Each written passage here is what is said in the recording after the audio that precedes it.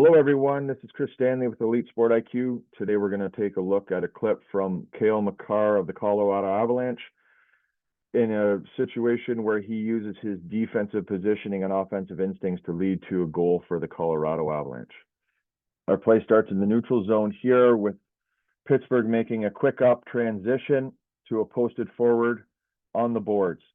Right now, we can't see Makar, but he's stationed here in between the hash marks in his own zone,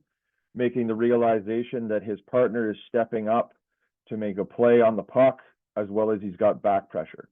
The reason he stands here in between the hash marks is twofold.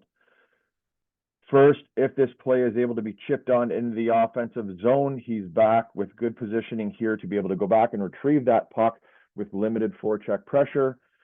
But on the other side, defensively, if there's an offensive play made here at the blue line where Pittsburgh is able to enter the offensive zone, he's patrolling the middle of the ice and is in good support.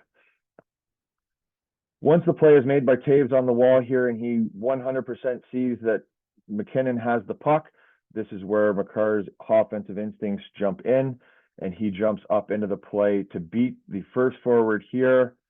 who is making a swoop in the offensive zone. Once he sees that Lehkonen is making an offensive play over the blue line, he looks to jump into the play, but seeing that it is basically a 1 versus 4 with the Pittsburgh forwards collapsing to the net, realizing that there's no offensive play, Makar comes to the weak side at the top of the circles in order to be an outlet for the forward.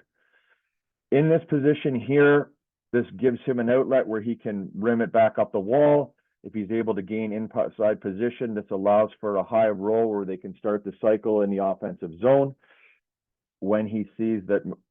the forward goes to one hand on the stick and is under pressure, he posts up on the wall in order to be an outlet for him, but most importantly, he stays on the defensive side of his check. Once he sees that the 100% control here turns into a 50-50,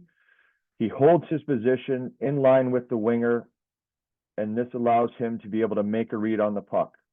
If Pittsburgh is able to come away clean, then he will jump back and retract here to stay on the defensive side, but he makes realization that Pittsburgh doesn't have control of this puck coming out of the zone or coming out of the battle, and he jumps to the offensive side of Rust here as the winger and makes an offensive play on the puck. The initial pass to the middle here doesn't work, but his tenacity to stay on the puck here is what creates the offensive opportunity.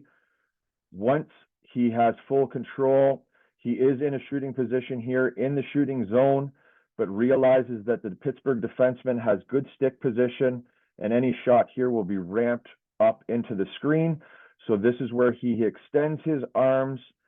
and gets that puck far away from his body in order to open up a little passing lane here to Rantanen, who has got onto the offensive side of his defenseman, and a nice little quick play to the middle here puts Rantanen in alone, and he makes no mistake. A beautiful setup here by Makar, all set up right from his defensive zone, being in great defensive position as well in the offensive zone on the wall, but his offensive instincts to jump in when pucks are 100% or loose